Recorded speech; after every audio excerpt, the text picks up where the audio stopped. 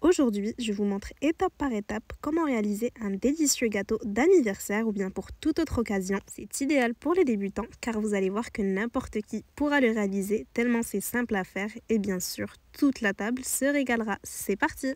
Pour la génoise, on va commencer par enduire avec de l'huile ou du beurre une plaque de cuisson qu'on va par la suite recouvrir de papier sulfurisé. Ensuite, on va tamiser 120 g de farine et on y ajoute 50 g de poudre d'amande. Comme toujours, on y ajoute la petite pincée de sel pour bien rehausser les saveurs, puis on va bien mélanger nos poudres ensemble. Dans un autre bol, on va casser 4 œufs, on va y ajouter 100 g de sucre que vous pouvez doser selon vos préférences, un peu d'extrait de vanille, puis un peu d'extrait d'amande. On va bien fouetter le mélange pendant 5 minutes en augmentant progressivement la vitesse jusqu'à ce que le mélange blanchisse et devienne bien mousseux. On va pouvoir commencer à y incorporer notre mélange de poudre, donc on y va petit à petit. On va mélanger délicatement à l'aide d'un fouet en soulevant la préparation comme ceci, donc pour garder la texture bien aérienne. Après la farine, on va ajouter 40 g de beurre fondu. Le beurre doit être froid, donc on le fait fondre au tout début de la préparation pour qu'il ait bien le temps de refroidir. On mélange bien jusqu'à obtenir une préparation bien homogène et notre génoise est déjà prête. On va verser la génoise dans la plaque de cuisson qu'on a huilée et recouverte de papier sulfurisé. Les dimensions de cette plaque sont 30 par 40. On va bien étaler la génoise uniformément et quand c'est fait, on va tapoter la plaque de cuisson contre le plan de travail pour faire remonter les bulles d'air. On va mettre notre génoise dans le four préchauffé à 190 degrés, puis on va laisser cuire une dizaine de minutes. Quand la génoise est cuite, on va la laisser refroidir tranquillement sur une grille. Une fois bien refroidie, on va pouvoir la retourner sur notre plan de travail.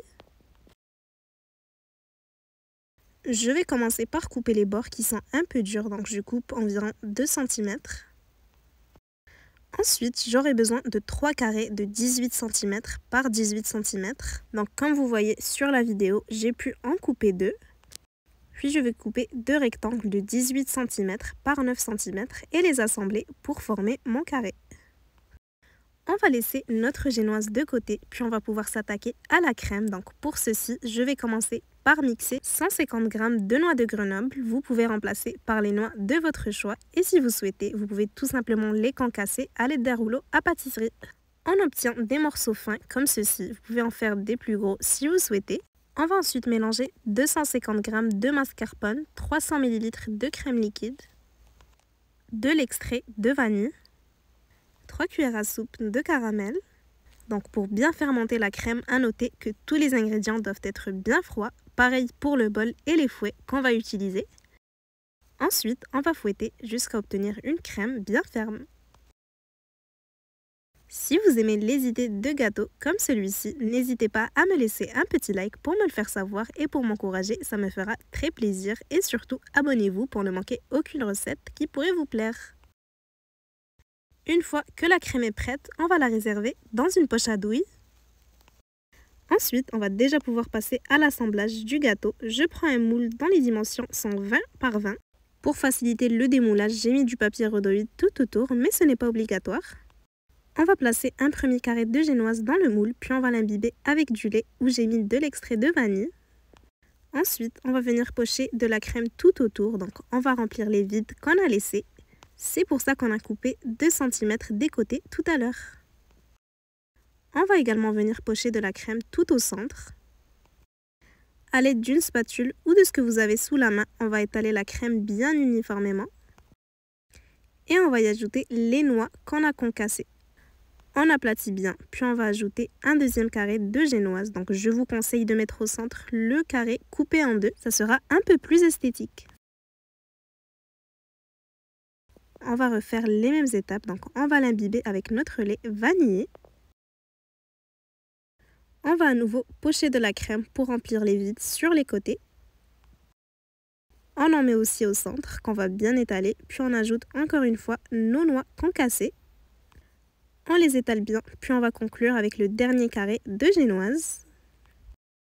On l'insère bien, puis on va à nouveau l'imbiber avec le lait. empoche encore une fois de la crème sur les bords. On en met sur la surface, puis cette fois-ci, on va vraiment bien lisser uniformément, comme ceci. Après ça, on va pouvoir réserver notre gâteau au moins 4 heures au réfrigérateur. La dernière préparation qu'on aura à faire, ce sera notre nappage. Donc premièrement, on va laisser se réhydrater une feuille de gélatine dans de l'eau froide. On va mettre 2 casseroles sur feu doux, donc une avec 180 g de sucre et l'autre avec 150 ml de crème liquide. On va réaliser un caramel, donc on ne va pas toucher le sucre jusqu'à ce qu'il fonde et qu'il devienne doré, comme ceci. Ensuite, on va pouvoir le mélanger un tout petit peu et on va y ajouter 40 g de beurre. Cette fois-ci, on ne va pas cesser de remuer. On va aussi ajouter une pincée de sel. Donc pour ce qui est de la crème liquide, on va tout simplement la laisser se réchauffer pour ne pas qu'elle stoppe la cuisson du caramel. Une fois que la crème liquide est bien chaude, on va pouvoir l'ajouter petit à petit à notre caramel sans cesser de remuer comme ceci.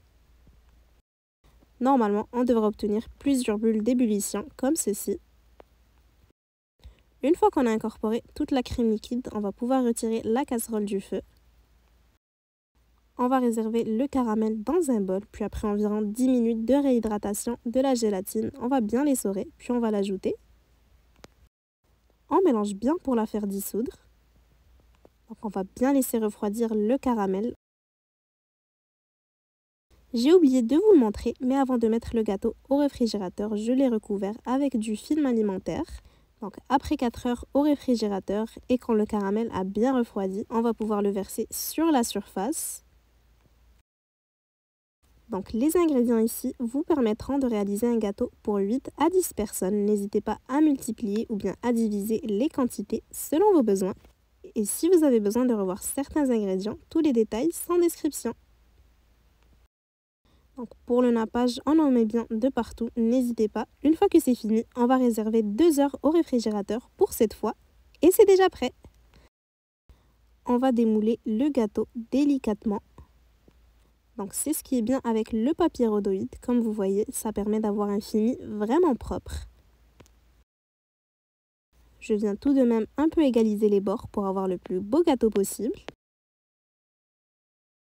Ensuite, il ne nous restera plus qu'à décorer le gâteau. Pour cette partie, vous pouvez laisser parler votre créativité et bien sûr vous adapter selon l'occasion. Pour ma part, c'était pour un anniversaire. Donc je vous laisse regarder comment je l'ai décoré. En tout cas, une chose est sûre, c'est qu'il était vraiment délicieux et toute la table s'est régalée. Et je l'ai fait vraiment en toute simplicité. C'est l'un des gâteaux les plus faciles que j'ai pu réaliser. Si vous l'essayez, j'attends vos retours en commentaire. En tout cas, j'espère vraiment que la recette vous aura plu. Si c'est le cas, n'hésitez pas à la liker et à la partager avec vos proches. Et à bientôt pour de nouvelles inspirations.